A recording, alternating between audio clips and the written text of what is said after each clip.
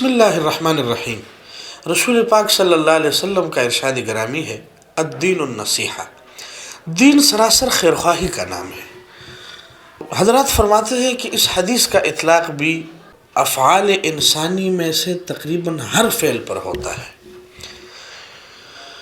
پہلے تو آپ یہ سمجھیے کہ خیرخواہی کی اتنی بڑی اہمیت ہے دین میں کہ رسول اللہ صلی اللہ علیہ وسلم نے خیرخواہی ہی کو دین کہا، یعنی اپنے مسلمان کے ساتھ بھلائی کرنا، اس کی خیر چاہنا، اس کو شر سے بچانا۔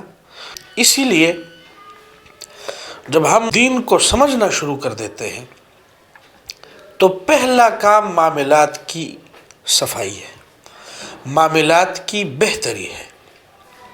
اگر دین پر عمل کرتے ہوئے ہمارے معاملات بہتر نہیں ہوتے تو ہم دین پر عمل نہیں کر رہے۔ رسول اللہ صلی اللہ علیہ وسلم کا لایا ہوا دین دو چیزوں کا تقاضا کرتا ہے۔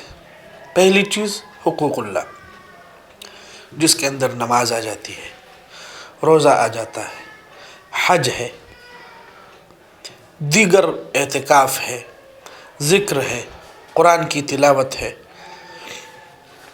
یہ ساری چیزیں حقوق اللہ کے ساتھ تعلق رکھتی ہیں۔ دوسرے نمبر پر حقوق العباد، اس کی بھی اتنی ہی اہمیت ہے جتنی اہمیت حقوق اللہ کی ہے۔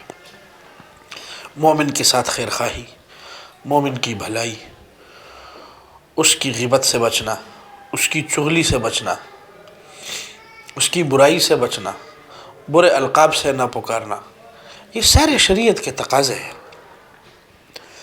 اس لیے ہم نے اس حدیث پر عمل اس طور پر کرنا ہے، اور اسی لیے جناب رسول اللہ صلی اللہ علیہ وسلم نے کیا ارشاد فرمایا کہ مومن ہے ہی وہی جو کچھ اپنے لیے پسند کرے وہ اپنے بھائی کے لیے بھی پسند کرے۔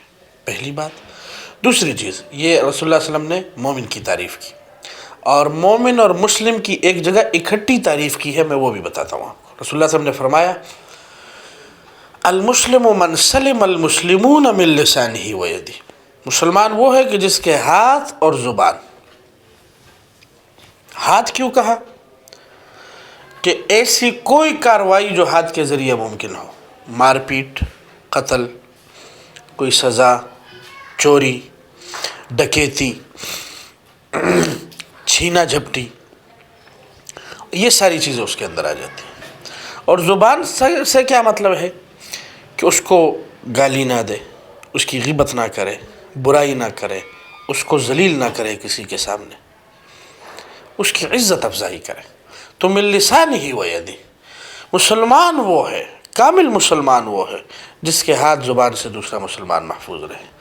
والمؤمن من امنہ الناس علی دمائہم واموالہم، کامل مومن وہ ہے کہ لوگ اس کی طرف سے اپنے خونوں اور اپنی عزتوں اور اپنے مال کے حوالے سے محفوظ رہے۔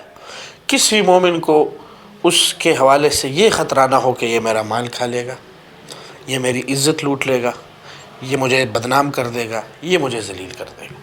سو یہ ساری چیزیں، اس کا تعلق دین سے ہے، یہ ضروریات میں سے ہے۔ ہم نے اسی طریقے سے ان کو سمجھنا ہے، دین کے خیرخواہی کو سمجھنا ہے۔ اللہ ہمیں عمل کرنے کی توفیق عطا فرمائے۔